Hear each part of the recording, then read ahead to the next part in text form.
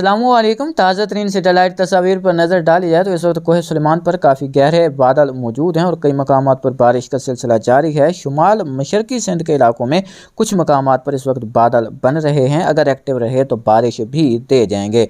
वैसे इस शाम रात के पहले पहर तक सखर, लाड़काना, कशमोर, घोटकी, खैरपुर, मिरस, जैकबाबाद, मुंजोदड़ो इन इलाकों में आंधी चलने, बारिश के इम्कानात मौजूद हैं। बाकी इलाकों में हल्के फुल्के बादल डेवलप हो रहे हैं, लेकिन कराची समेत ज़्यादातर मकामात पर मौसम खुश्क ही रहेगा। 6, 7, 8 अप्रैल के दौरान कराची समेत सिंध के तकरीबन 99% इलाकों में किसी भी खातिर खा बारिश का कोई इम्कान नहीं।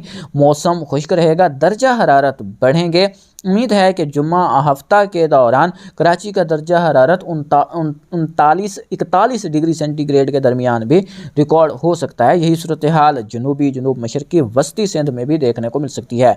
नवाब शाह में भी दर्जा हरारत 41 डिग्री सेंटीग्रेड से ज़्यादा रिकॉर्ड हो सकते हैं। मिट्टी थरपारकर के इलाकों में भी दर्जा हरारत आने वाले दिनों में 40 डिग्री सेंटीग्रेड क्रॉस कर जाएंगे। कुछ मकामात पर 43 से 45 डिग्री सेंटीग्रेड भी दर्जा हरारत रिकॉर्ड होगा।